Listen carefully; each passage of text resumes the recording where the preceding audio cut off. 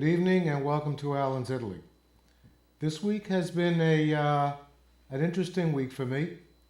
I don't usually get a lot of feedback on the show, except for the number of YouTube hits that go up on a regular basis, on a daily basis. But this week I had feedback from a couple of people. Somebody I know from my trips to the YMCA, who was born in Sicily. This fellow by the name of Manny will be possibly joining me in a trip that I'll be taking, hopefully to Sicily, in a little over a year, that I'm kind of planning, way in advance. And he's been watching the shows and likes them very much, and that's a great compliment from a native Sicilian. And also, I received an email from somebody who watches the show on YouTube and also reads my blog. And he pointed out a couple of mistakes I actually made on the previous show, which was the Italy Then and Now, where I showed photos, a couple of photos, one of which was a photo that I indicated as Positano when it was in actuality the town of Amalfi, and another one where I showed a bunch of people lounging on the grass on the slopes of what I thought was Mount Vesuvius, which was really Mount Etna. So we've been involved in an interchange, and he's fascinated with Italy, and I would like to dedicate tonight's show to my new friend Sean. So to Sean, I would say to you, thank you for those two comments about corrections. I like the corrections, and he's going back to Italy in October of this year, and I volunteered my help.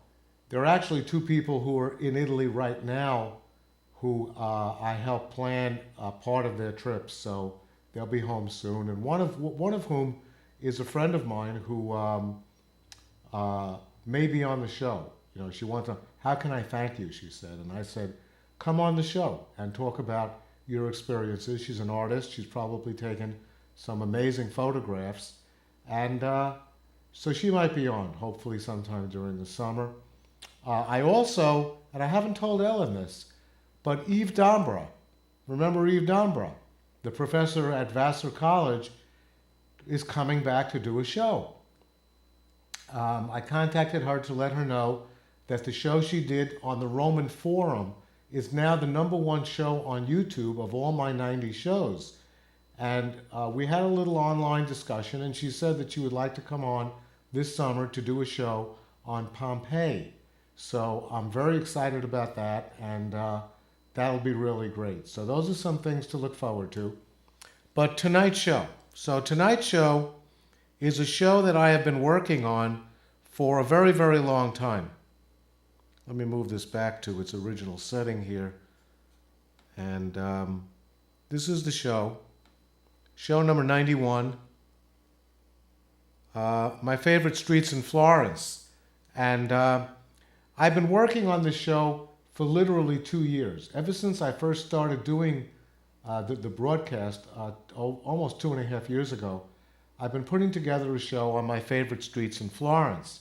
And I will, as you know, seize any opportunity I could get to do a show about Florence, because I just love the place. And when I do a show on Florence, it kind of brings me back to the town, even though I'll be there in about 3 weeks. But, it's good to always go back, at least in photographs and videos. And it covers 3 different types of streets that I have always been fond of. First of all, as I've mentioned on the show many times, one of the things that I like to do when I'm in Italy is just simply walk around the streets. Not go into a museum, not go into a church, not just go to a town and walk. And it doesn't matter what direction I walk in. It doesn't matter what the ultimate goal will be of this particular walk. I just like to walk. And through the walking, you come across really wonderful parts of any city or town in Italy.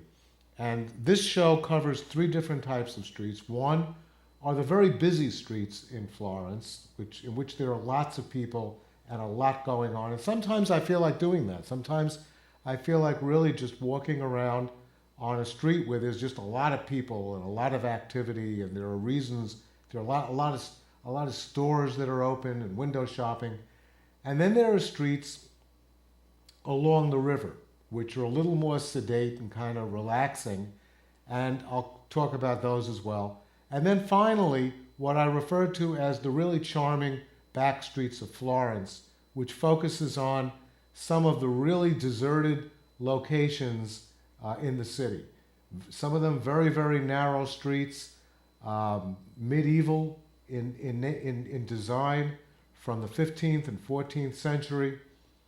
And those are the three different types that I will be talking about. So first, yeah. I'm sorry. You made the picture one time too large, so that you have the title partly off the screen. So you can make it a little smaller. Really? Yeah.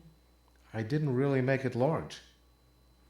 Is this showing? You were making it larger. You had it right, and then you clicked it one more time, and it got too You mean large. that is not showing? Too large vertically. So Florence is off. I don't want all of your photographs to be like that. I don't know what I did wrong. You just clicked it one time too much when you were making it full screen. I didn't click it more than one time. Yeah. I'm not really sure Well, what's... go back to your storyboard with all. All right, I go back to this, and I just click on view, Yeah. and I get full screen. Okay, this is better if you can get rid of that thing on the bottom. How's that? Now, you see, when you come forward like that, it's off. But that's the way it always is. Let's see what happens. So, same thing here? It's still losing the bottom. What's it missing? Florence. Really? But you can see my favorite streets in Italy, part 1, Yeah. Via della Scala. I don't have too many graphics, so I don't think that's going to be an issue. Okay. So let's just go along with it, and I'll try to figure out what happened later. I like these types of shows where we kind of brainstorm in this situation. My favorite streets in Italy, this was, what I did originally, which was my first show on that, Via della Scala. And then I did other shows on that as well. But Via della Scala is a show that I've done before, so I'm not going to spend too much time on it, except to just focus on the Piazza Santa Maria Novella. Can you see the orange cones at the bottom? Yeah. Okay, good. Let's let it go then. Okay, so Via della Scala begins at the Piazza Santa Maria Novella in Florence. And this is what the piazza looks like as you now begin to walk towards the street itself. And this is the street. And as I've told you many times, this is not a really beautiful street. It is as a matter of fact, it's a rather ugly street. But it's got a lot of things on it that I'm really interested in. It was named after a hospital that was right at the edge of the street near the Piazza Santa Maria Novella. And at the corner is a tabernacle. I'm not sure if I have a picture of that, but tabernacles are religious, they're kind of indentations where there's usually some kind of a religious iconography in there, like the Virgin Mary or something like that. But this is the way it looks, looking in the opposite direction on that street. There's the hotel, of course, and this is the reason why I love the street, is because the hotel is really the reason that I came upon this street many, many years ago. And of course, that's what it looks like as you walk down the street towards the hotel. And Lydia's store, Gioia Chiara, is on the street. There it is right there. And also La Grotto de Leo, which is one of my favorite restaurants that I did an entire show on when we came back from the trip, from our last trip. So that was one of the draws. But now I'm going to move on to other streets around Italy and tell you why I like them so much. So here's the Via Por Santa Maria. And this is a street in the center of Florence that runs north-south, and at the very southern portion of this street is the famous Ponte Vecchio. It is a very crowded street, a very commercial street. You know, it has these informal stores. If you're wandering around Florence during the afternoon and you want to just stop in for a snack or some pizza, then you come into places like this, and this is a really great place to find that. You could see along the street there are a variety of commercial establishments on both sides. There are people over there on the right who are wearing white hats. I guess, people wear white hats when they're on tour sometimes so that the tour guide can identify who's in the tour and who's not in the tour. This is looking north. And this is it at its most crowded. And look at that street. That is just a completely I wouldn't say I like the street when it looks like that. I really like the street when there's a few fewer people on it. But that's the Via Por Santa Maria, which has been there a very long time. The store on the left side is Ugo Piccini, which is a jewelry store that I sometimes used to go to, where the price of 18 karat gold was much less than it is now. And there are a couple of police officers. That self-service store over there on the right side is a place that I've been to with Laura many, many times for lunch when we feel like grabbing something informally. It's really a cafeteria. You go up to the desk, you pick out what you want and bring it back to your table. And that's one last view of it. And when you go to the very southern portion of the Via Por Santa Maria, you come to the Ponte Vecchio. And the Ponte Vecchio is not really a street, but it is in a way because people do walk on it, and it does take you from one part of the city to the other, namely from the northern bank of the Arno to the southern bank of the Arno. This is a picture of the Ponte Vecchio, and it is a wonderful picture, one of my favorite pictures of any of the pictures I have from Florence, and it's taken from the very top window. Let me point out where it's taken from. See this window right up here? This is the window on the second level of the very famous museum known as the Uffizi. And many people go to this window simply to take a picture of Florence from this angle. And then they move on to the rest of the museum. So that's where that picture was taken. And that's a picture of the Ponte Vecchio taken from the other side of the river. This is actually taken from the balcony at the Hotel Lungarno, which is one of the great hotels on the southern bank of the Arno River, that area of Florence is known as Oltrarno, which literally means the other side of the Arno. So here's the Ponte Vecchio. Let me tell you a little bit about it. It has spanned the Arno at that same exact point, which is the narrowest point along the river, since Roman times. So it's been there for almost a bridge has been there for almost 2,000 years, but reference to the current bridge that you see right there goes back to the year 996. This bridge has been destroyed by flood many, many times and then rebuilt. For example, in the year 1117, there was a flood that washed away the bridge, and then again in the year 1333, it was washed away by a flood. And they keep rebuilding it, and it used to have butcher stores on it, and now it is a place where people go to buy jewelry, mostly gold jewelry, and the entire bridge is lined with jewelry stores. And it's a very, very popular location for people to stroll around, not only during the day but also at night when the stores close up, but it's kind of a pleasant place to walk. And you see the very famous Vasari corridor up on the top there on the left side, and that was the corridor that Vasari designed and then engineered to span the bridge connecting the Palazzo Vecchio, which were the offices of the Medici family, to their residence on the other side of the Arno at the Pitti Palace, when they didn't feel like hobnobbing with the locals, they would take that tunnel, and that would take them to the other side. It's now a museum of portraits that I've been just unable to get to in my 20 years of traveling to Italy. But there's an example of one of the jewelry stores, or a couple of the jewelry stores, and here's a better view of what it looks like. And, you know, people mostly window shop. You know, for every, I don't know how many hundreds of people that look in this window, maybe only a couple of them actually go in because the prices are really very, very high. But, you know, we have gone in and purchased a few things over the years, and they're very inviting. And from the back, you get this really wonderful view of the river. This is one of the drawbacks of walking on the Ponte Vecchio, is that it is just unbelievably crowded at certain times during the day, namely during the midday. So this is not a really great time to go.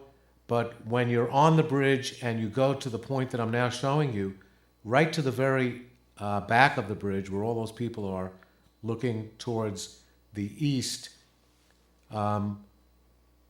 this is what you see. So this is a fabulous view. When the Nazis were making their escape up the Italian peninsula, the idea was to dynamite all the bridges along the Arno, and the only bridge that was spared was the Ponte Vecchio. And no one knows the actual reason for that, but that was the only bridge that was not dynamited by the Nazis during their escape from Italy. Okay, the Via Cerretani. The Via Cerretani was named for a wealthy Florentine family who owned a palace nearby. It is the street that connects the Church of Santa Maria Novella, which you see there in the distance, with the Duomo, which is very, very faintly in this picture, sort of off to the right. You can see kind of the dome of the Duomo, of the Cathedral of Florence, and it's a very, very famous street, and it's at this point it's a pedestrian street. Although I have seen cars on there, and when Hitler came to Florence in 1938, Mussolini took him to this street. Okay, the Via Calzaioli. And this is a street that is famous because it connects two of the most famous piazzas in Florence. On the southern portion, it connects the Piazza Santa Maria, the Piazza della Signoria. I'm like losing my mind. This is what happens when you. This is how it happens when you get old and you have, like, I've been on this piazza literally 1,000 times, and this is the Piazza del Signoria, and it is, and that's the Palazzo Signoria in the background, and it connects that street, which is the civic and political center of Florence, to this street, which is the Piazza del Duomo on the northern end of the of that street. And this is a street that is only 400 meters long. It was built in the 15th century, mainly to have stores related to clothing and footwear. There's the Duomo over there. And this is what it looks like. There's like a lot of people, obviously, use this as their north-south thoroughfare. And you could see hikers, and it's just a really wonderful street with a lot of it's a mixture of high-end stores, and I think there's a department store, and there are a couple of really great gelaterias, which unfortunately are a little overpriced, but have very, very good gelato.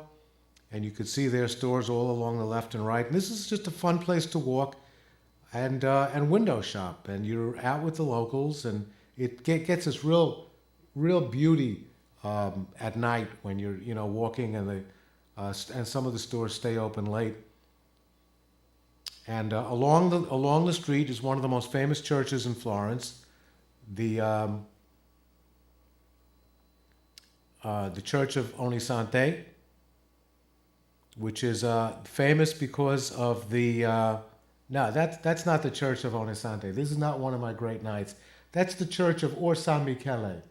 So, some people may not even have noticed that error, but let's just set the record straight. That's Or San Michele, which is famous for the niches in the bottom of the church with famous sculptures by Donatello and Ghiberti, and that's what the church looks like.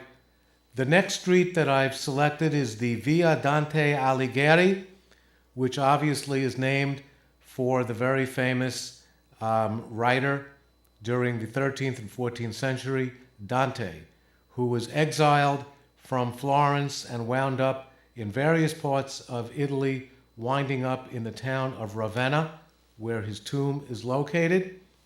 That is reputedly his house that he lived in when he was living in Florence, although there's some speculation as to whether that really is the house, but that is definitely a house from that era, which is, basically a 700-year-old house. And that's where the street gets its name from. But there are also a few commercial establishments. There's a restaurant right over there. Then we come to a really great street called the Via Pro Consolo.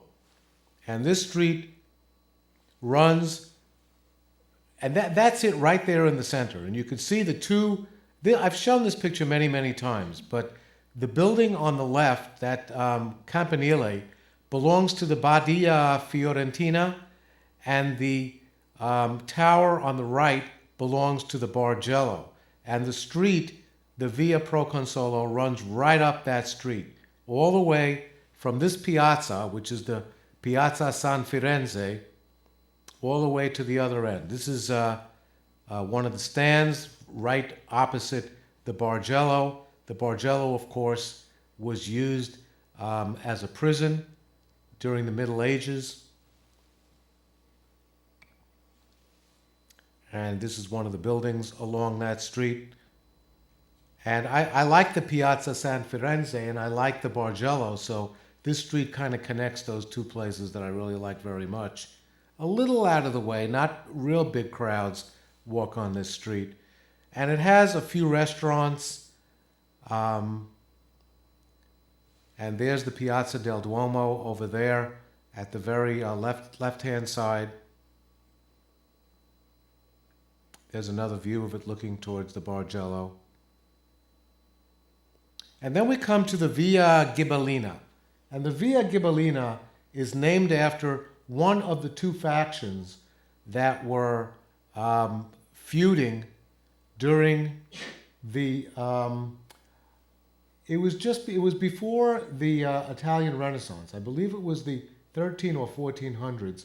A war broke out between the Ghibellina and the Guelphs. The Guelphs were supported by the Pope, and the Ghibellinas were always fighting wars. And this particular street was named after a very famous battle that took place, the Battle of Monteperti in the year 1260.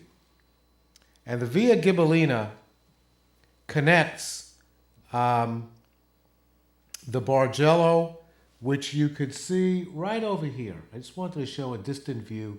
There's the Bargello right over there, and then that spire next to it belongs to the Badia Fiorentina. Here's a better view of those two towers. This is a great picture because here's the Bargello over here on the right side, and the other tower is the campanile of the Badia Fiorentina with Giotto's campanile of the cathedral right in the center.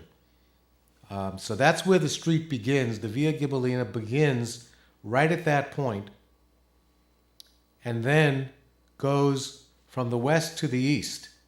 And there's a picture of the Bargello on the west side of the street. There's the Badia Fiorentina. This is an interesting picture because it's looking at the Bargello and the Badia from the north. Usually you see pictures from the south, but this is giving you a view of it from the north. And the Via Ghibellina is right in front of the Bargello on the left-hand side. This is the Badia. The Badia is one of my favorite churches in Florence. It goes back to the first millennium, so it's really a very old church, and it's a typical church from going back to that era, but it has this painting, which is one of my favorite paintings in all of Florence.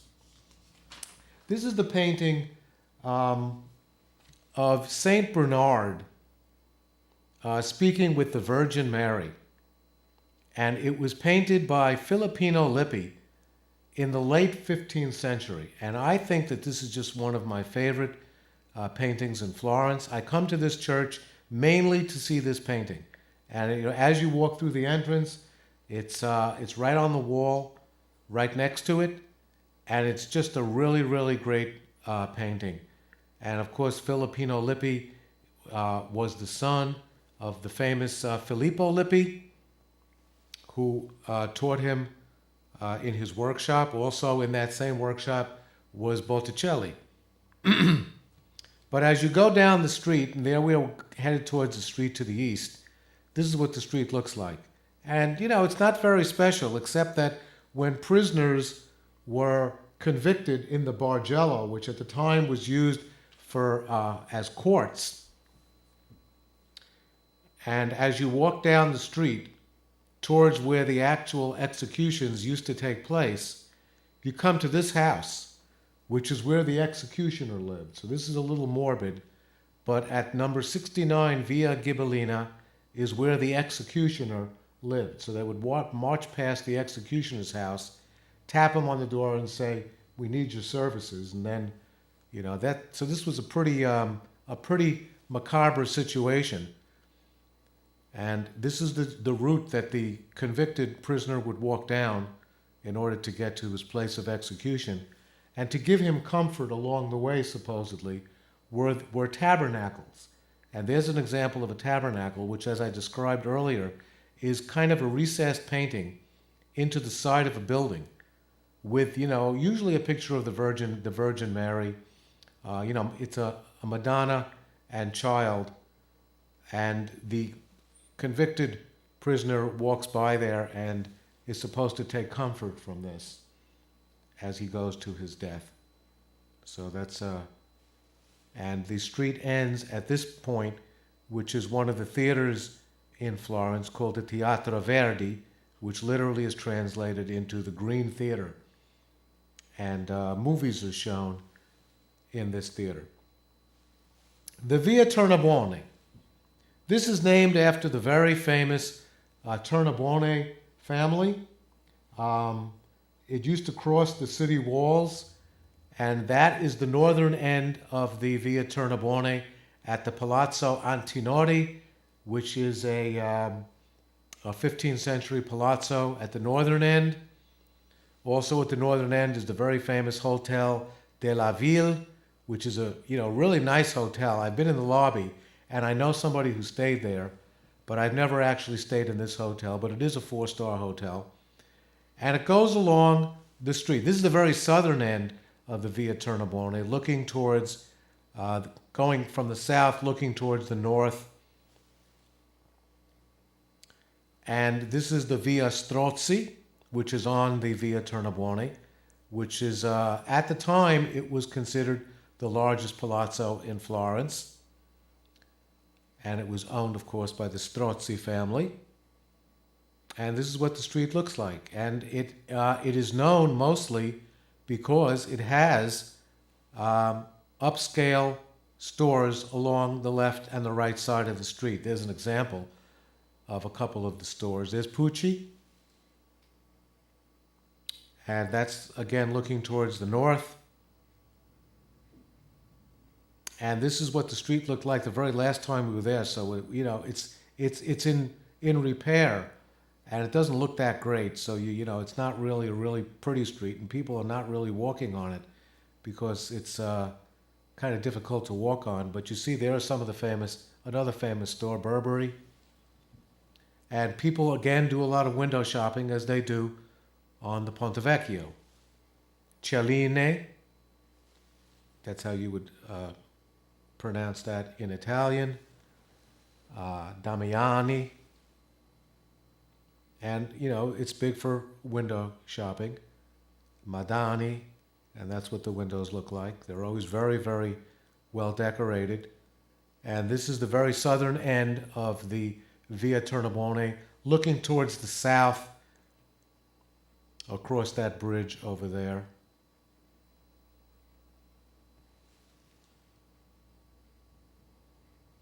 And that's another view of it looking more towards the west.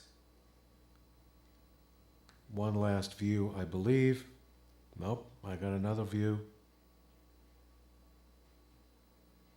Oh, and this is the Piazza Santa Trinita, and that's actually a Roman obelisk over there on the left side, and the Church of Santa Trinita on the right side, with one of the famous palazzi over there straight ahead. And in the Church of Santa Trinita is one of my favorite paintings by Ghirlandaio in what's called the Sassetti Chapel. And one of my favorite parts of this entire church is a self-portrait of my favorite artist, my favorite Florentine artist of the 15th century, Ghirlandaio. That's the fellow on the left side, right next to the donkey, holding up his right hand. Why he's holding up his right hand is he's showing off that he actually, you know, painted this chapel, and he's, you know, showing off that he painted it with his right hand.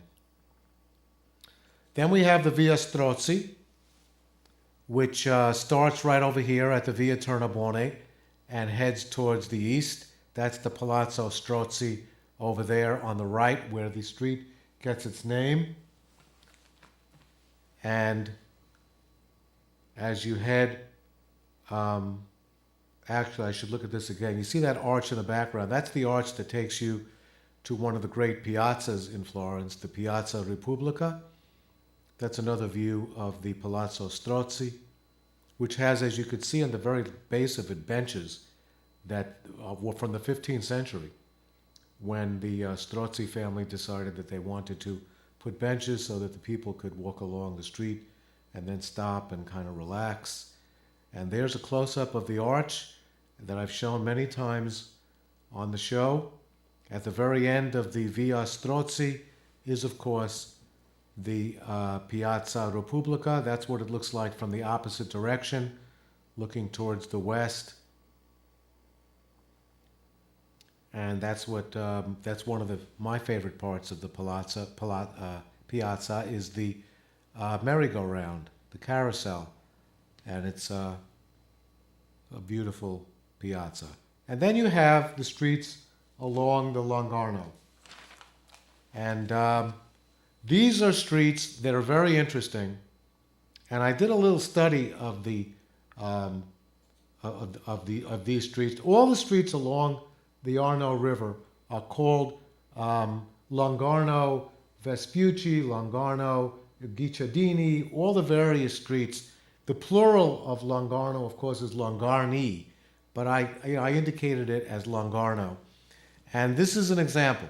And this is taken from one of the suites at the Westin Excelsior, looking at the Lungarno along the northern bank of the Arno River. And this is a great view of what the Lungarno looks like from the Westin Excelsior looking towards the east to the Ponte Vecchio in the distance.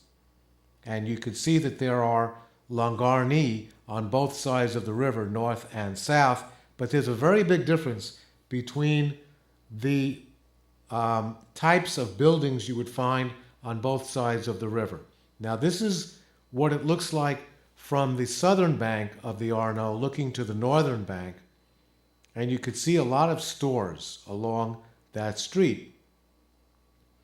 And that's me in the distance over there along the northern bank of the Arno.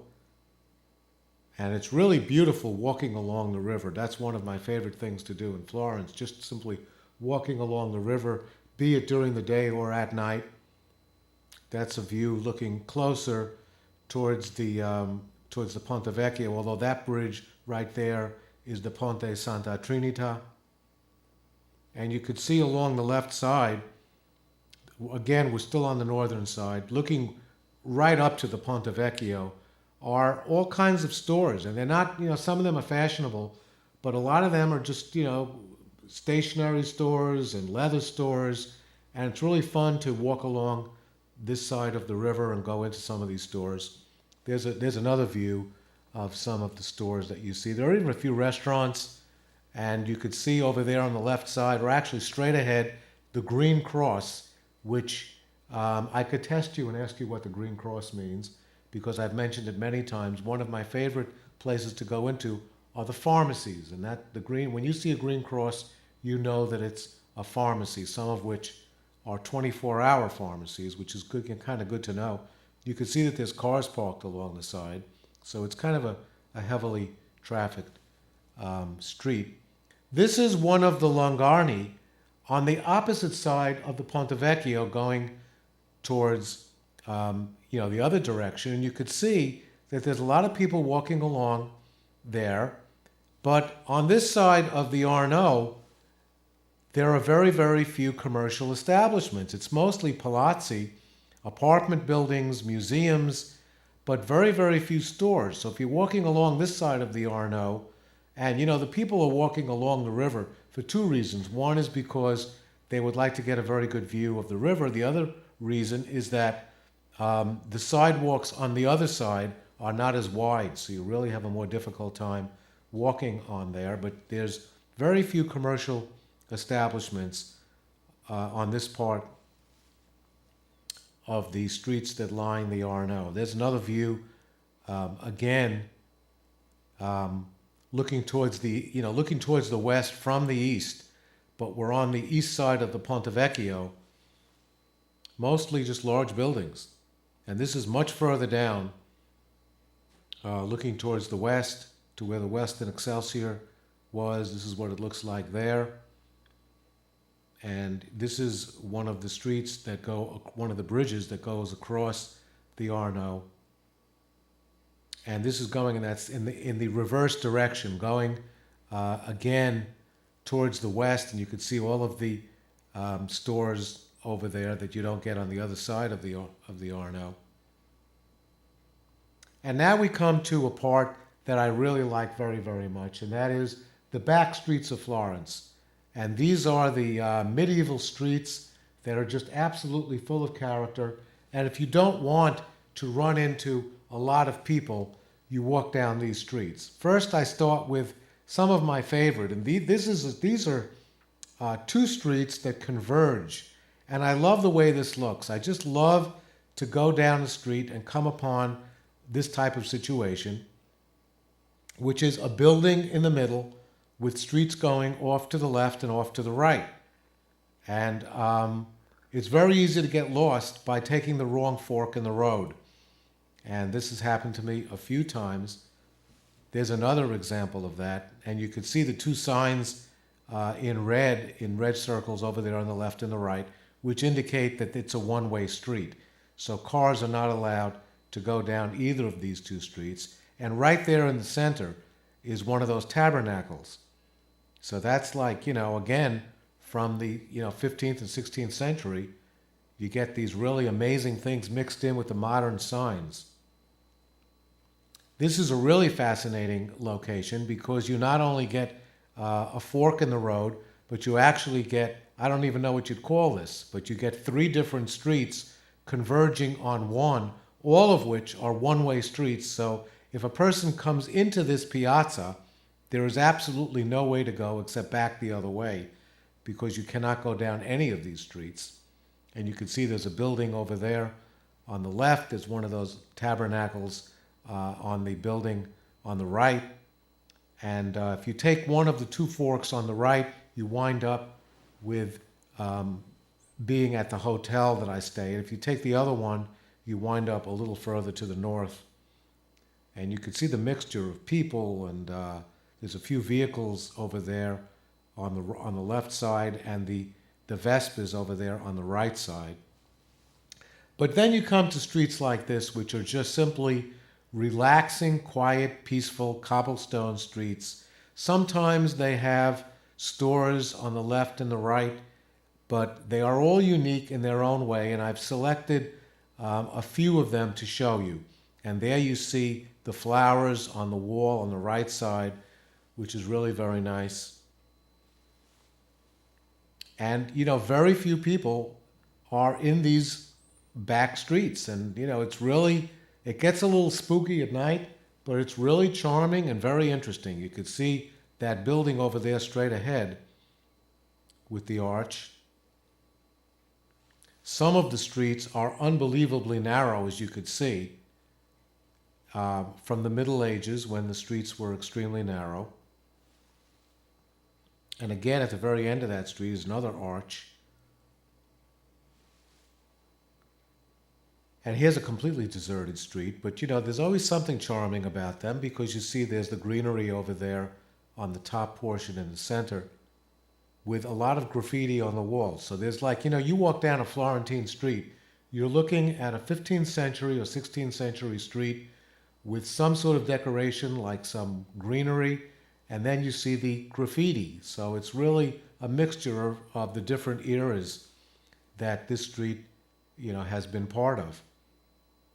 Here's another very narrow street. You could see that it's pitched from left to the middle and from the right to the middle for drainage purposes.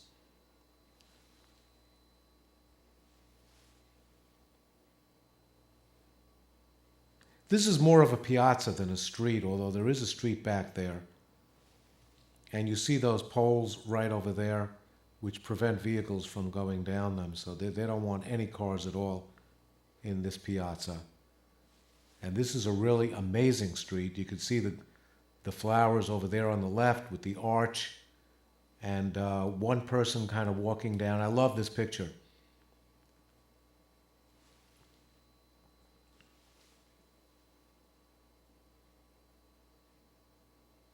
And of course, people put gates on their windows for obvious reasons, for the same reason that you would see that in the United States. This is a street which you could see some stores over there on the right side. The Vespa parked on the left side. This is more in the center of town, so it's not as deserted as some of the others.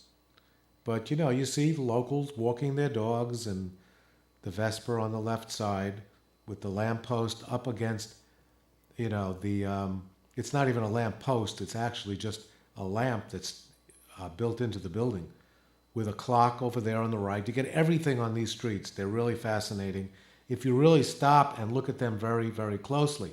Some people just walk down the street to get from one point to another, but you look at a street like this and you see everything with stores on the left and the right. Very, very narrow sidewalks, as you can see from this picture. Barely enough for one person to walk on, much less two. But this is a beautiful street with, obviously there's a courtyard over there on the right where some trees are planted.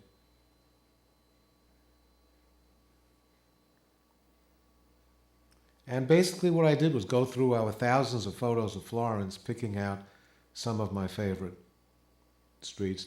I wouldn't say this is a really charming street. In a way it is. You see the way it, of course it's one way, so you're not going to get, cars coming behind you, but you could walk down this street and you can see it curves around to the left as you go to the end of the street.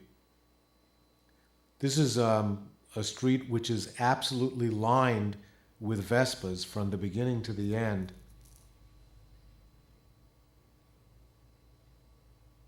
This is again more in the city center, so there's a lot going on here. Cars parked on both sides of the street.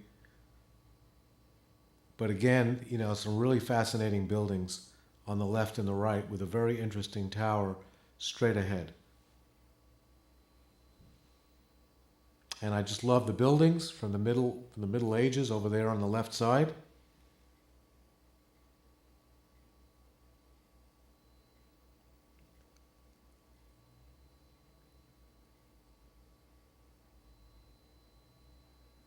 another tabernacle, which you see all over Florence. This is absolutely a beautiful one because it has the plants over there on the bottom with another painting below the tabernacle.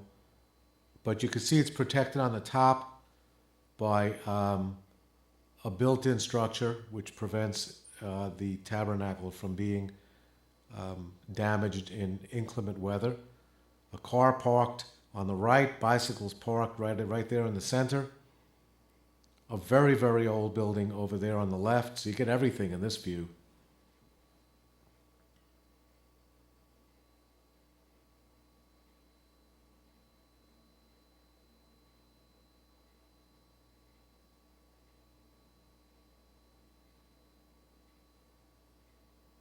And I like these streets because, there are times when I don't feel like being with a lot of people, and this is the time when you just pick the deserted streets and have a very relaxing stroll.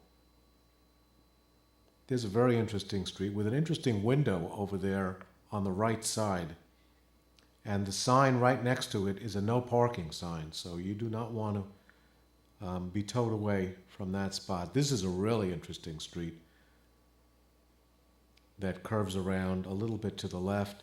This is, I believe, a street in the Oltrarno area because I think I see the river over there straight ahead.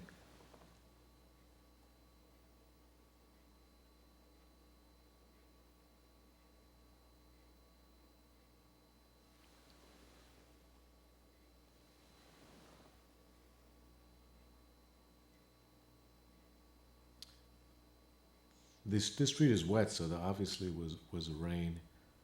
And that pole you see connecting the two buildings is used to hold the buildings up. Sometimes the structures are very, very old, and they're kind of there to keep the buildings in one place.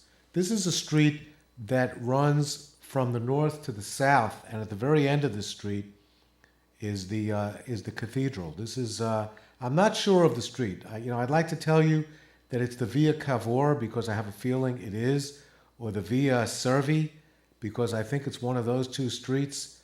But I like this street, and again, it's right in the city center, and it's right north of a very, very well-populated piazza, the Piazza del Duomo. This is a street going outside of town. So if you want to go outside of Florence, headed towards the south, this is the street that you would go on.